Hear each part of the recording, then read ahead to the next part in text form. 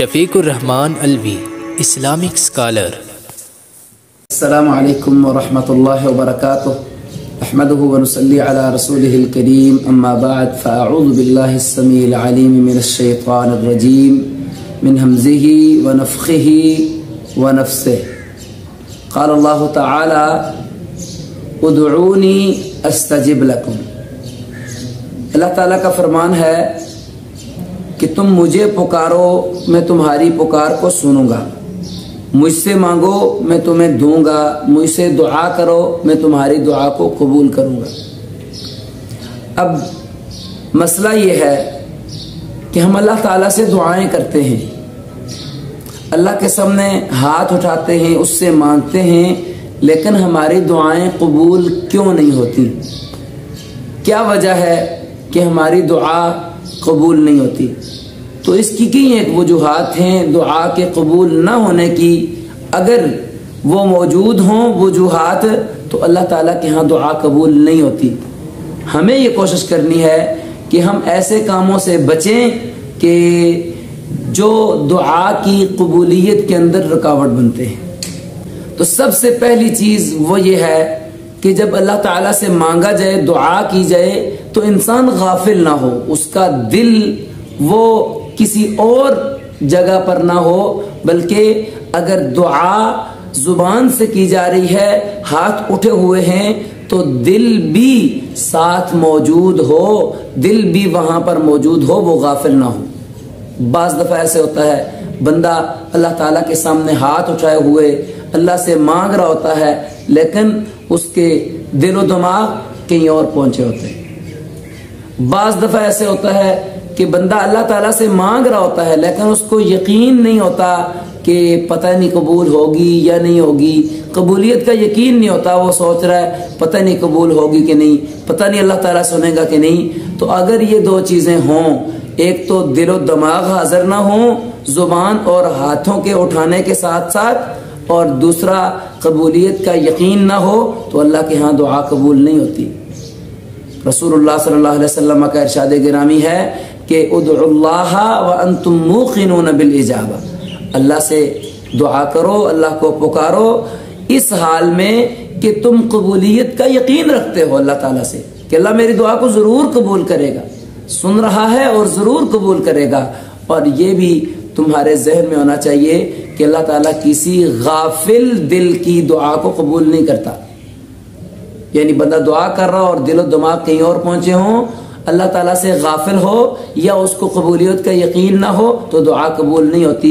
دعا کے قبول نہ ہونے کے اندر ایک وجہ یہ بھی ہو سکتی ہے، اور دوسری وجہ وہ یہ ہے کہ ہم کوئی ایسی دعا کریں جو گناہ کے متعلق ہو، یا پھر رشتوں کی خرابی کے لیے ہو، قطع رحمی کے لیے ہو، تو ایسی دعا بھی اللہ تعالیٰ قبول نہیں کرتے۔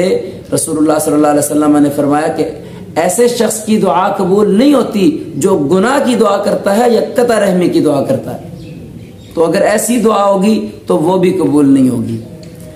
اور اسی طرح تیسری چیز جو دعا کی قبولیت کے اندر رکاوٹ ہوتی ہے وہ ہے کھانے کا حلال نہ ہونا۔ حرام کا لقمہ جس جسم میں جاتا ہے اس کی دعا اللہ تعالیٰ قبول نہیں کرتے۔ حرام کھانے والے کی دعا اللہ قبول نہیں کرتے، وہ حرام کسی کا مال ہو یا سود کی شکل میں ہو، یا پھر اللہ تعالیٰ کا جو حق بنتا ہے ہمارے مالوں کے اندر، وہ حق ادا نہ کرنے کی صورت میں ہم حرام کھا رہے ہوں۔ ہر صورت کے اندر جو حرام کھاتا ہے اس کی دعا قبول نہیں ہوتی۔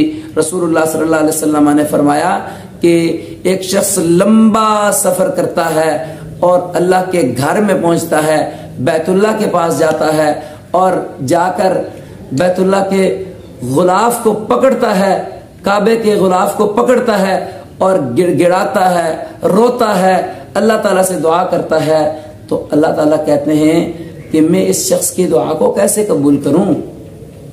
مطعمہ حرام، مشربہ حرام، وغذی بالحرام، اس کا کھانا حرام کا، اس کا پینا حرام کا، اور اس کے جسم کے اندر جو غذا ہے جس سے یہ نشو و نما پاتا ہے وہ حرام کی، میں ایسے شخص کی دعا کیسے قبول کروں؟ تو حرام کھانے والے کی دعا بھی اللہ کے ہاں قبول نہیں ہوتی.